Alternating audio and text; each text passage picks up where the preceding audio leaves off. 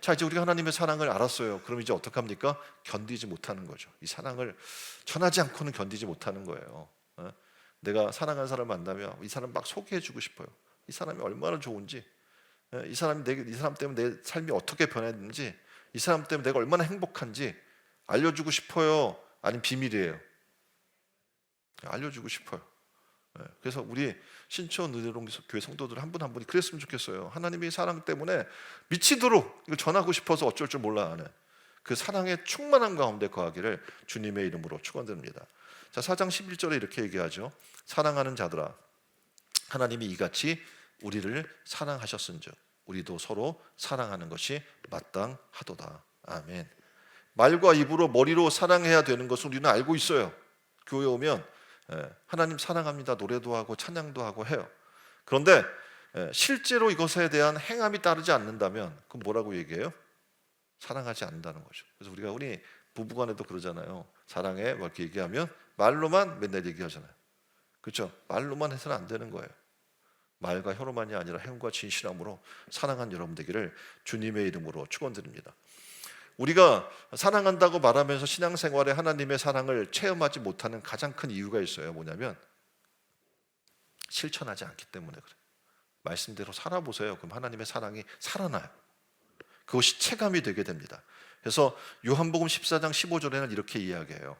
너희가 나를 사랑한다고 얘기하는데 너희가 나를 사랑하면 나의 계명을 지킬 것이야. 이렇게 얘기해 주는 거예요. 그럼 말씀대로 살지 않는 내가 하나님을 사랑한다고 말하는 건 뭐라고 얘기하고 있는 거예요? 거짓말이라는 거죠. 옆에 분에게 다시 한번 물어봅시다. 하나님 사랑하십니까? 그렇다면 어떡합니까? 말씀대로 살아야 하는 거예요. 하나 더 볼까요? 요한복음 14장 21절에는 이렇게 이야기해요. 나의 계명을 지키는 자라야 나를 사랑하는 자니 나를 사랑하는 자는 내 아버지께 사랑을 받을 것이요 나도 그를 사랑하여 그에게 나를 나타내리라. 그러니까 하나님의 사랑에 사랑하는가 안 하는가에 그 증거가 있는데 뭐냐면 뭐예요? 하나님의 말씀을 사랑해서 지키느냐 아니냐라는 거라는 거예요. 그러니까 우리가 말과 혀로만 계속 사랑해요 얘기하는 건 의미 없다고 하나님이 얘기하는 거예요. 나의 말을 가지고 지키는 자라야 나를 사랑하는 자야 라고 분명히 말씀해 주고 있기 때문에 그렇습니다. 자, 하나님을 사랑한다고 하고 내가 지금 내 삶이 1년 동안 돌아본 내 삶이 하나님 말씀대로 살고 있지 않다면 이건 말이 되지 않는 것이죠. 예수 그리스도께서는 자신의 몸을 아낌없이 내어주시기까지 희생의 사랑을 보여주시고 내가 너를 이렇게 사랑해 실천적인 사랑의 모습을 우리에게 보여주신 거예요. 말과 혀로 야 내가 너를 사랑한단다 이렇게 얘기하는 게 아니라 어떻게 해요? 자기 목숨을 내어놓으면서 사랑을 보여준 거예요. 친구를 위하여 자기의 목숨을 버리는 것보다 더 큰 사랑이 없다고 요한복음 15장 13절에는 얘기하고 있습니다. 다시 말해서 사랑이 실제적으로 드러났기 때문에 그렇겠죠. 성도들에게도 예수 그리스도의 본을 따르는 희생적인 사랑이 요구가 되게 됩니다. 대표적으로 사랑의 대표적인 사람을 우리가 떠올릴 때 사랑의 원자탄 이렇게 해가지고 얘기하는 사람이 있죠. 누굽니까? 손양원 목사예요. 이분이 한 번은 한센병 환자들에게 갔어요. 갔는데 치료할 방법이 없는 거예요. 근데 막 고름이 나와요. 근데 어떻게 이걸 짜고 막 해줘야 되는데 안 되니까 환부를 빨아서 피고름을 짜주는 사람을 주변에서 보는 거예요. 이 목사님이 이렇게 하는 걸 보고 사람들이 어떻게 해요? 아는 거예요. 이 사람이 정말 말과 혀로만 와서 그렇게 한 척만 하는 게 아니라 뭐 하는구나? 우리를 정말 사랑하는구나. 그래서 복음이 들어가는 거예요. 더군다나 1948년 여수 순천 반란 사건 때 공산주의 사상을 가졌던 안재선이라는 사람이 있었어요. 근데 자신의 두 아들을 죽였어요. 송혜아 목사님이 그럼 어떡합니까? 원수잖아요. 그럼 어떻게 하고 싶어요? 종종 보면 자기 자녀를 해코지를 하거나 어떤 상해를 가한 사람을 위해서 그 사람이 어떤 형량을 받는데 적게 나오면 부모님들의 가족들이 나와서 피켓을 들고 시위하잖아요. 그렇죠? 형량이 너무 적습니다. 사형을 주세요. 막 이러면서 막 그렇게 하잖아요. 그 일반적인 사람의 마음이에요. 그런데 이 목사님 그렇게 안 했다는 거예요. 너무 황당한 것은 그를 데려다가 그러니까 그의 죄를 용서해 달라고 사면해 달라고 청혼을 한 거예요. 그래서 용서가 됐어요. 그리고 어떻게 됩니까?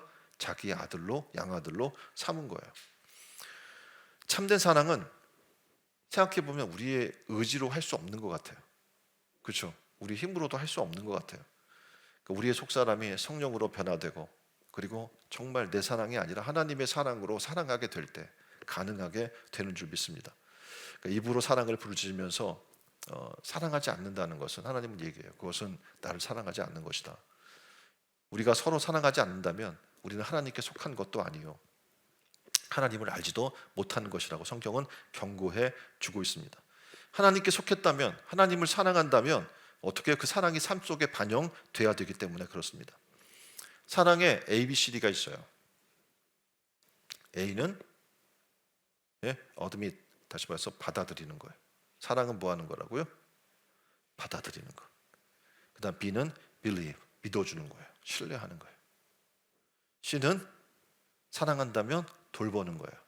그래서 자녀를 놔놓고 또는 주변의 부모님들이나 뭐 가족들을 이게 돌보지 않으면 방임이라고 하거든요. 그래서 방임죄가 있어요. 그래서 C는 care, 돌보고 보호해야 하는 겁니다. D는 desire예요. 그러니까 서로 열망하는 거예요. 그러니까 사랑한다고 얘기하면서 미지근하고 차가운고 아무런 감동이 없다면 문제가 있다는 것이죠. 그리고 E는 뭡니까? 잊어주는 거예요. 지워주는 거죠. 그의 잘못을, 그의 실수를 잊어주는 겁니다. 그래서 저는 미쁘시사 우리의 죄를 기억지 아니하나니라고 얘기해 주는 거예요. 이런 사랑의 모습들이 우리 가운데 실천됐으면 좋겠습니다. 말과 혀로만 하는 것이 아니라 이런 ABCD가 우리 가운데 일어나기를 주님의 이름으로 축원드립니다. 이것은 오늘 뭐라고 그래? 핵심이 마땅하다. 성도가 하나님을 사랑하고 이웃 사랑하는 것은 마땅한 일이다 라고 얘기해 주는 거예요. 그래서 내가 남을 사랑하고 또 나도 사랑해야 돼. 나에 대해서 막 그냥 몰인정하고 사랑해 주지 않고 하면 안 된다는 거예요. 그래서 내 존재 자체가 하나님으로부터 사랑받는 존재라는 것을 깨달아야 되고 소중함을, 하나님이 나를 천하보다 귀하게 여긴다는 사실을 깨달아야겠죠. 그럼 어떡합니까? 하나님이 이같이 나를 사랑한 것처럼 나도 사랑할 수 있는 자가 되는 겁니다. 케이비드 영이라는 사람이 이런 얘기를 해요. 세상의 끊임없는 변화를 극복한 유일한 방법은 결코 변하지 않는 하나님을 아는 것입니다. 그렇습니다. 하나님께서 우리에게 주신 조건 없는 사랑, 끝이 없는 사랑을 여러분 기억하시길 바랍니다. 그리고 그와 같은 사랑을 가슴속에 품고 우리도 어떻게 해요? 그렇게 사랑하는 여러분 되기를 주님의 이름으로 축원드립니다. 그것이 성도의 마땅한 바이기 때문에 그렇습니다. 하나님이 우리를 그렇게 사랑하셨기 때문에 우리도 다른 이를 그런 모습으로 사랑할 수 있는 신천 은혜로운 교회 성도들이 다 되시기를 주님의 이름으로 축원드립니다.